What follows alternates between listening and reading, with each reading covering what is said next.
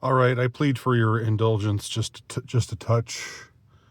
I'm going to I'm going to try not to ramble on for too long, but I do want to talk about something that I think is important to talk about. And as I do with these kinds of videos, I'm working out my thoughts as I'm speaking. So you're hearing me think out loud, more or less. If that doesn't appeal to you, then don't watch this video.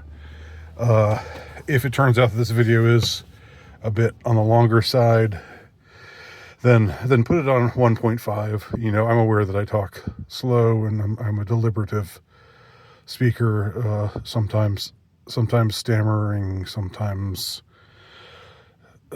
incoherent or whatever, sometimes prone to taking pregnant pauses. I get how that can be annoying. So if it annoys you, but you still want to watch it, then put it on 1.5 or 1.75 or whatever, or two even, if I'm really talking slow. I want to know if there's a way of avoiding this train wreck that we seem to be headed for. I just really want to know that.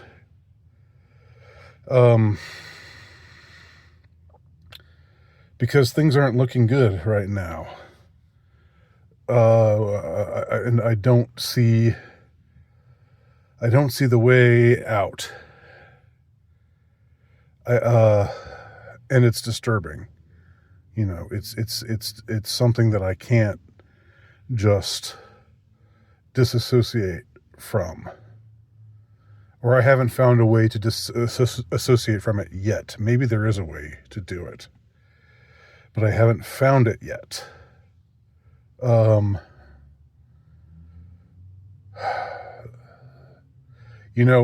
talked about a few days ago. I recorded a video where I just talked about how I had been without power for a week here in Savannah, Georgia, where we just got some touch of the big hurricane. It came near us. We didn't get the brunt of it by any stretch. There was no real damage done, no real sustained damage done in any significant way. But there were some fallen trees, a lot of fallen branches, a lot of debris in the roads, and the power lines got knocked out all across the city. And so for days, the whole city was without power for a day or so. I think just about everybody had no power, except except businesses that had generators, like the Oglethorpe Mall, for example. But you had the gym that I go to, the YMCA that I go to, was out of business for 3 days because they didn't have power. And restaurants didn't have power, and lots of local businesses must have lost a lot of money. And it seemed like it happened, and everybody was ill prepared, or somebody was ill prepared. It caught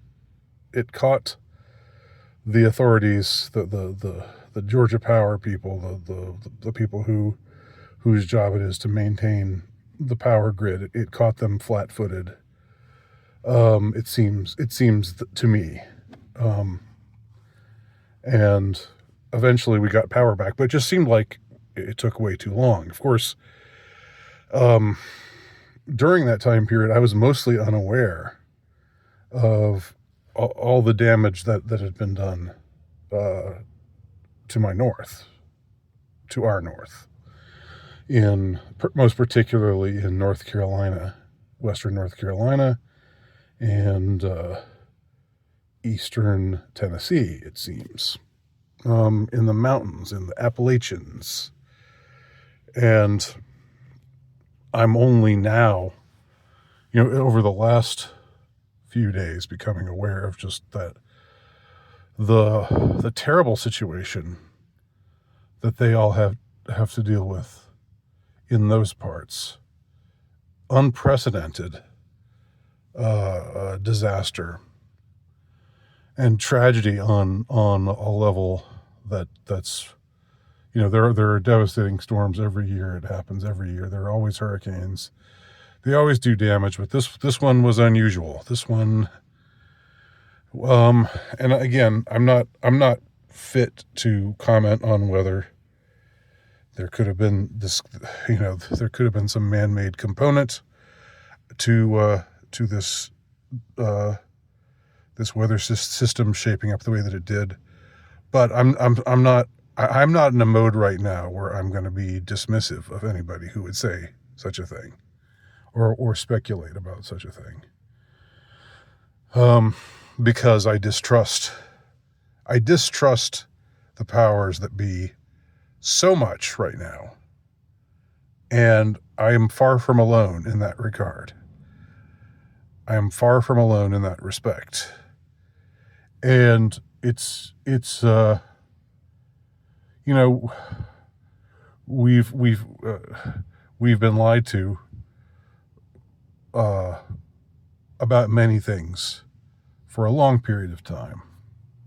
And to some extent, we've always been lied to, right? That's what you realize at some point, if you're a mature thinker, and you reflect on what you're told, what the official story is, what you're taught in school, and what they tell you on the news, and what the reality is. Eventually, at some point, you realize that there's some intentional deception going on. The Mockingbird media, for those in the know. For those not in the know, look up Mockingbird, Operation Mockingbird. That's just a part of it. Anyway, it keeps getting worse. The distrust that we have keeps getting worse and worse and worse, and they keep trying to tell us that no, we're wrong. And it's called gaslighting. I don't like to use the word gaslighting. I've said this before many times. It seems like a word that's too emotionally loaded. But there is something, just where they say, "Oh no, that's not happening. That's not happening." When damn well, yes, that is happening, and worse than that is happening.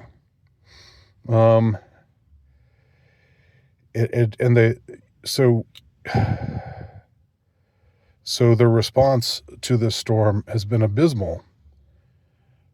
But has it been just par for the course? Is it just, you're not going to get any argument for me if you're going to say, this isn't just incompetence, this isn't just, unpreparedness, this is malevolence, Whether or not the storm was intentionally, whether there was some aspect of the storm, because of all the anomalous aspects of it, because it was a hurricane that ended up affecting the mountains, the mountain regions, which never happens or rarely happens. The strange course that the hurricane took. Whether or not, I'll concede, though, just for the sake of argument, I'll concede that it might have just been nature with no malevolent,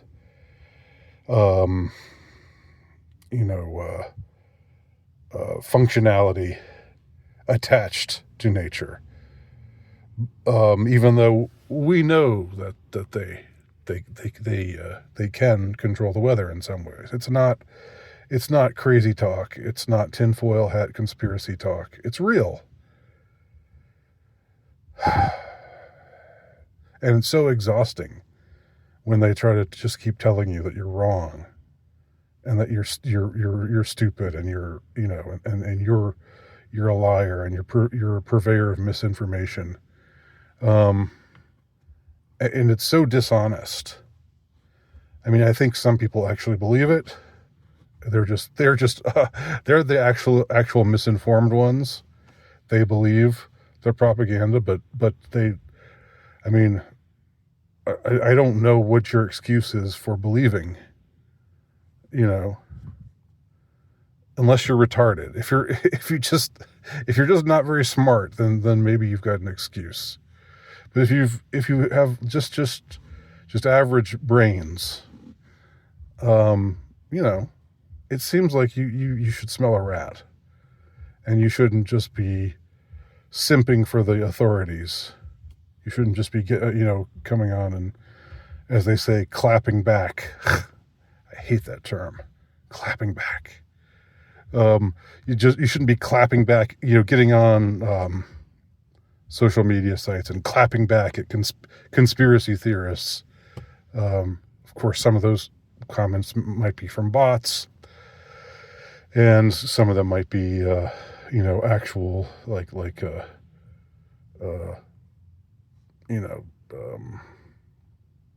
actual propagandists or people who are getting who have been commissioned to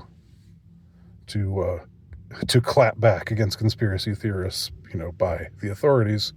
But I think some of them probably just are actual brainwashed, propagandized people.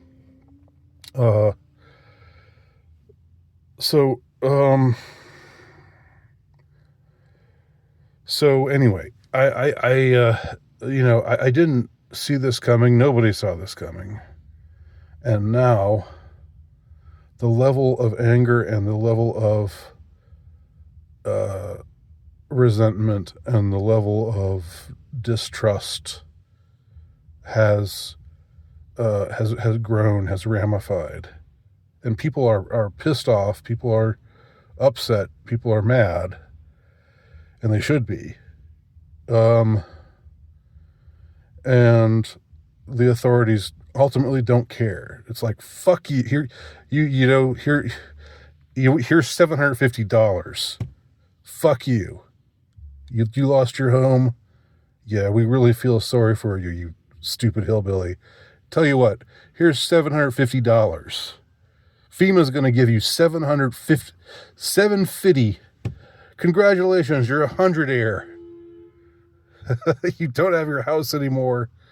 And your town is damaged and you've been uprooted and maybe you've lost loved ones, but here's $750 for you.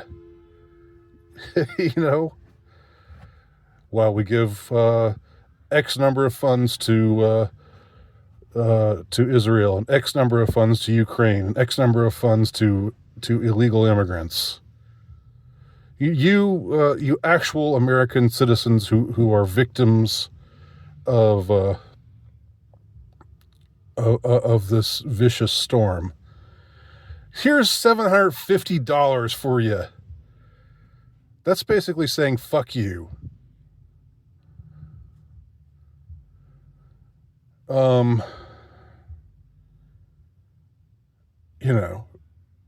They hate us. They want us dead. And I don't know, that might seem like an incendiary thing to say, but I don't care. It's the logical conclusion. They want us dead.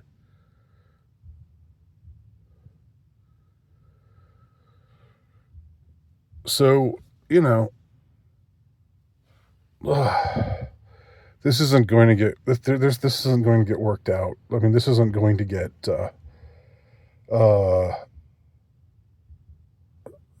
there's not going to be a negotiated agreement, when it becomes more and more clear that the people in charge hate you and want you dead, you don't negotiate with people like that. Like the old saw of not negotiating with terrorists. Well, these are who's a bigger terrorist than people with immense amounts of power who want you dead? Who's a bigger terrorist than that? Why would you negotiate with people like that, who have such contempt for you that they're going to give you they announce, oh, here's $750 for you. You don't have to thank me. It's because we love you so much that we're giving you this little scrap, just this pittance. That's almost more contemptuous than them not giving anything out at all. That's nothing. So I don't know. I mean, like, you might just maybe call me a keyboard warrior, or whatever contemptuous phrase that you want. I'm not, I'm not encouraging violence. I don't want violence, but I do know that it becomes increasingly clear that we're ruled by people who hate us and want us dead. What do you do in that kind of situation?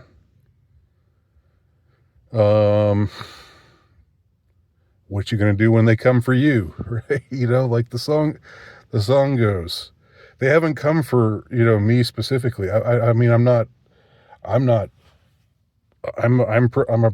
someone who has pretty fortunate circumstances. But I'm if I'm just some poor hillbilly,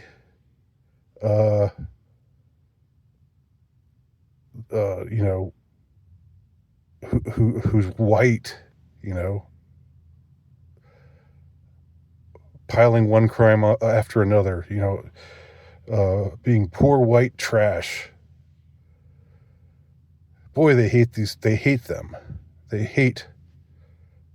I'm not saying that they don't hate other types of people too. But, man,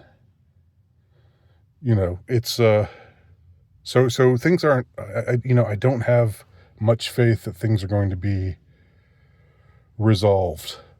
This election's not going to resolve anything. It's not going to resolve anything. Elections are shams, they're scams, they're frauds. Vote if you want. I'm not telling you not to vote. But just don't expect, the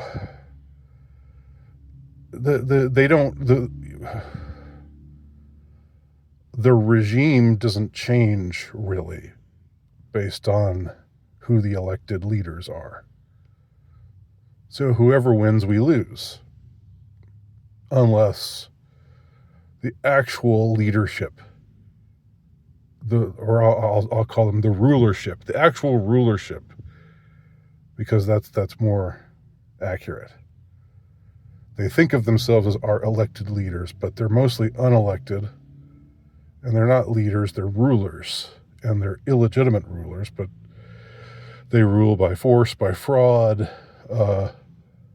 They rule because, they have access to power, which they've obtained in various, sometimes arcane ways. There's no resolution to any of this. It's not going to end well.